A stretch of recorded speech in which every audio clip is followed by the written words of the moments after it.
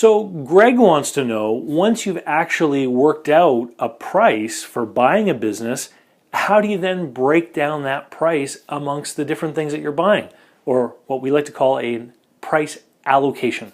Hey there everyone, it's David Barnett from the YouTube channel and investlocalbook.com blog site, where I talk about buying and selling businesses, local investing, personal finance issues for entrepreneurs, and anything else that my viewers and readers want to ask me about. Today I have a question from Greg, who wants to know, once you've successfully negotiated the purchase price of a business, what do you then do about the purchase price allocation? And if you don't know what I'm talking about, pay attention. I'm going to go over it right now. Let me put some stuff up on the whiteboard. Okay, I've written some things down here on the board, and what I've got is different classes of assets.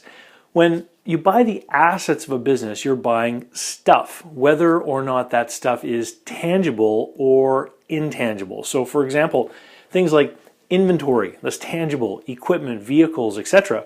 But goodwill or non-compete agreements, for example, they're not tangible. You can't put your hands on them, but they may represent some of the value of what you're buying in transaction. So if you agree to purchase a business as an asset sale, one of the things that's going to have to happen before the deal is done is the allocation is going to have to be worked out as to how much of that price goes for which item. Why is that important?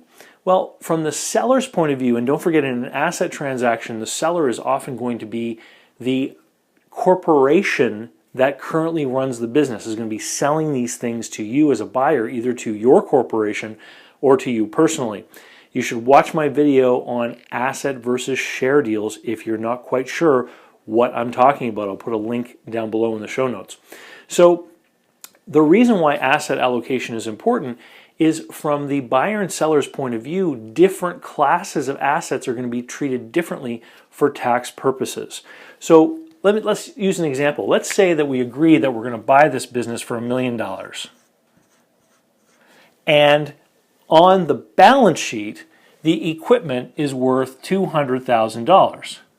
Well, the balance sheet will show us what's called the book value of the equipment. So the equipment gets purchased, and then the accountant will depreciate it every year, and that creates a tax savings for the seller. Now, what if, though, the equipment on the balance sheet says $200,000, but in reality, the fair market value of the equipment is higher than that? Let's say it's $300,000. If the seller agrees to put an allocation of $300,000 for that equipment, it means that he's going to face some kind of capital cost recapture. So he has depreciated down the value of the equipment to $200,000.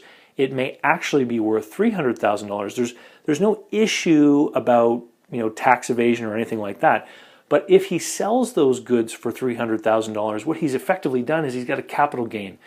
He took advantage of the tax efficiency of depreciation, but now he's reversing that by recognizing that the stuff is worth more. He's going to have to pay those taxes that he was able to avoid before by using depreciation. So clearly the seller is going to have an interest in putting down tangible goods like equipment and vehicles, etc., at their book value instead of their fair market value. Now, the buyer, of course, from the other side of the table, wants to get as high a price as possible allocated to things like equipment and vehicles because they depreciate quickly, and the buyer is thinking about the tax savings that are going to come from the depreciation allowance given to that type of goods, right?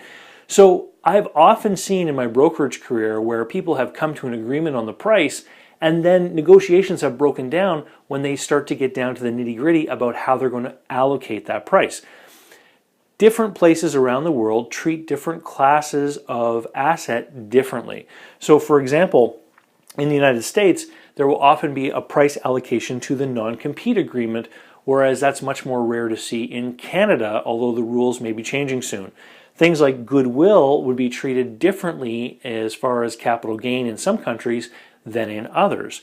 And things like equipment, if the seller sells the equipment and allocates a price equal to what's on the balance sheet, then there's no capital gain or loss. So it's kind of a neutral tax thing from the point of view of the actual transaction itself. So different people have different interests in what's happening. The tax codes will say that things should be allocated according to their actual value, But of course, there's wiggle room in anything. Who's to say that $300,000 worth of equipment isn't actually worth 10% more or 10% less? It often can come up to the judgment call of the people that are talking, and oftentimes people choose not to engage someone like an appraiser unless it's required from a bank or lending institution for making loans. So Greg, I hope that answers your question about what's going on with asset price allocation. In my online course, Business Buyer Advantage, which you can find at businessbuyeradvantage.com, I teach people how to use an offer to purchase, which actually includes an allocation component. Because what you don't want to have happen is to agree on a price, move through your due diligence and get to the end and then have a disagreement about how the asset allocation is going to work. It can very much be part of the negotiation right from the very beginning, and it should be talked about up front, especially if one of the two parties doesn't really know why we're talking about asset allocation. They're going to have to come up to speed and understand what the pros and cons are for both sides in order to properly negotiate. Anyway, I hope you guys enjoyed this video. Don't forget, you can learn all kinds of stuff and sign up for my email list by going to davidcbarnett.com. And if you're considering purchasing a business, you really need to educate yourself. Go to businessbuyeradvantage.com and sign up for my 9-hour Business Buyer Advantage online course. You don't have to take it all in one sitting. You can break it up. You can redo them. You get lifetime access once you purchase the course. And it comes with a 30-day money-back guarantee. So your satisfaction is guaranteed. Thanks, and we'll see you next time.